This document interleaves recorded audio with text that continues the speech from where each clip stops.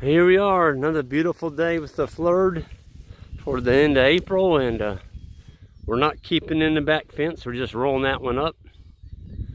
The sheep and the cattle have worked that over pretty good, and they're ready to come into the new paddock.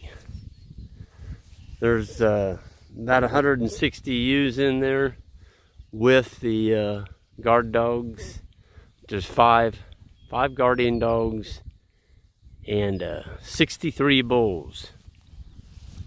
And see, the bulls are kind of in their respective group and the sheep are in theirs. The other day we came out here after they'd been in the paddock for about maybe 20 minutes, and it looked like salt and pepper. They were all mixed together and just dispersed. There's about as many sheep with the cows as there was anything. The new dogs, the young ones, I don't know what it is about when you move the sheep, but they like to take them for a romp. They kind of run around, then they settle down. Part of it is they're just sniffing the ground, the new area. And if the sheep are in the way, they're going to run them sheep out of the way. And now you see the young dog going to the far end out there. He's following the boys. But they're just excited. That's part of it. If you see them actually knock a sheep down, that's when you really need to get on them. Don't let them do that. We don't have shock collars. I've never used the shock collar on the dogs. There's been a few times I kind of wish I had one, but I've heard the pros and cons of them, and so far we haven't used them. On a really young dog that's aggressive and does stupid things, if you stood out here and camped with him, anytime that young dog did something, you could reprimand him right then. It would probably pay for itself pretty quickly.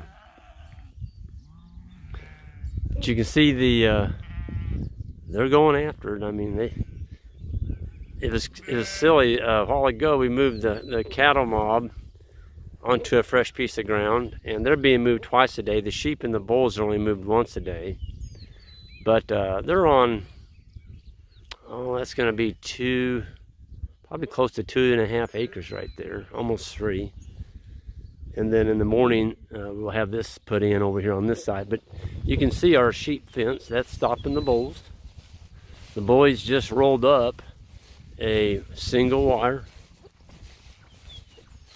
and it was 12 inches off the ground. That kept the bulls in too. So, you know, these bulls are really well trained to hot wire. You couldn't do that with sale barn cattle. You know, they just go nuts. Hey! Oh, they're just playing with each other. I was hollering at those pups, see them chasing each other up there. I thought they were chasing sheep. They're chasing each other. Whack! That one knocked the other one down. Yeah, they're not chasing the sheep.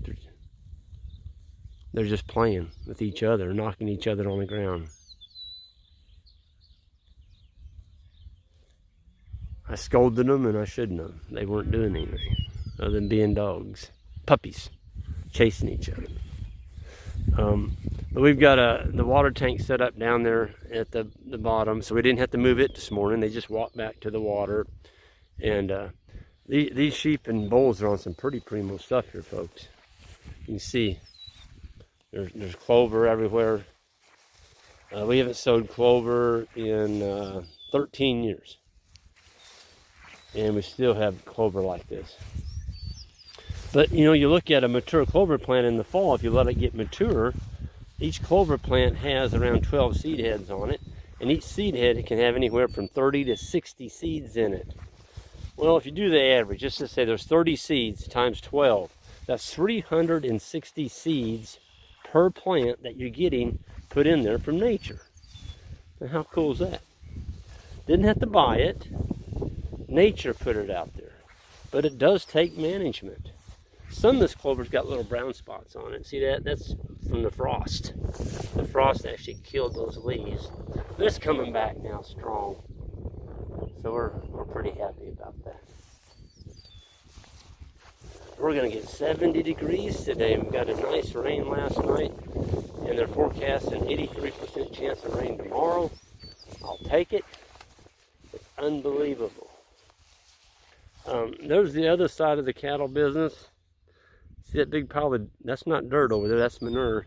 So he wintered them all in one spot. I'm not going to show the house. I don't want to do that. But he's got 1, 2, 3, 4 piles of manure. Took a skid loader and pushed all that up in piles. Guess where ours is at? You're looking at it. Our manure is out here. Now, if you look at what I'm growing here, and you look across the fence over there, there's nothing over there.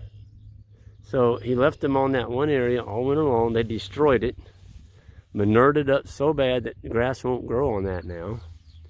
Too much nitrogen. And all he had to do was move the animals. Isn't this beautiful? So all my manure, all my urine is out here where I'm growing this. Why do you think we have grass like this? Everybody is convinced that Greg gets more rain. Well, you know, that dang Judy, he's always got grass, and he just gets more rain than we do. Well, does that explain why I've got more clover? Just tons of different species of grasses out here. I mean, look at this. Folks, this is all natural. This is what happened for thousands of years. There's some beautiful little baby plants coming up. Look at that. This is wild carrot. Queen Anne's lace. Those sheep are absolutely going to do somersaults when they hit that. They'll eat every one of those. They love them at that size. I'm looking for, I've got a little bit of Sericea lespedeza in here. I don't see it yet. It hasn't started growing. But when it does, look out. It's in trouble because I've got sheep. The cattle don't eat it as well, but the sheep absolutely adore Sericea lespedeza, especially when it's young. It's like feeding them alfalfa. I mean, they will. They'll just clean it right down to the root. And so our Sericea on this paddock has a rough time. Maybe that's why I don't see much of it, because the sheep kind of nuked it last year. Because this paddock had it in. I don't see any. I don't even see any old stems from where it was last year. That's kind of exciting. I had a guy the other day that talked about, would it be a good deal to put some Sericea out to get him a perennial legume. I almost fell out of my chair. Like, no, don't do that. Because once you get a perennial Sericea lespedeza growing on your farm, you'll never get rid of it. And it's there for life. Unless you go in and do something drastic. Here's a little bit of it right here. See that? It's got its little head froze the other night from the frost. Here's a healthy one. Right there. Folks, them sheep are going to eat that. It's tender right now, but as the summer goes along and that gets mature, it's kind of like feeding your animals a cedar tree. It gets real resiny. If you take your fingers and rub them together on the plant itself like that, your hands almost stick together. That's how sticky it gets. It has a black tar in it. Just not real high quality feed at all. But, you know, we've got a beautiful thing here, folks, and that's, haven't talked about it yet, but down in there, look at that. I've got a nice litter bank exposed, or not exposed, a nice litter bank covering my ground. And look, oh my gosh, look at that. Folks, right there. That's all earthworm castings. So the worms are eating my litter and turn it into black gold. And it's just not there. Look at that. I'll move over here. There. Whoops. What am I doing? Sorry, folks. I'll go back. Y'all didn't want to see my ugly mug. There it is. Look at that. That's all litter that's already been eaten by earthworms. And why do you think this forage looks like it does? It's because of the earthworm food. All this wonderful, wonderful castings feeding my plants on top of the ground is being powered by earthworms. I can't find too many cow paths in here that haven't had a turkey or a crow or something. Look at that. They've just dug that apart, whatever. Something's really flipping these things open. I don't care what it is. When they do that to it, it's like having a bunch of chickens out here. They're just flipping it open. And that's going to help break down your cow manure. I like what I'm seeing. There's a lot of good sheep and cattle food out here, and we're pretty happy to have it. So with that, for those of y'all new to the channel, this is Greg Judy, Regenerative Rancher. On the way out, click that subscribe button. I'd appreciate it. And we'll see you all down the road. And everybody out there, stay safe and have a good day.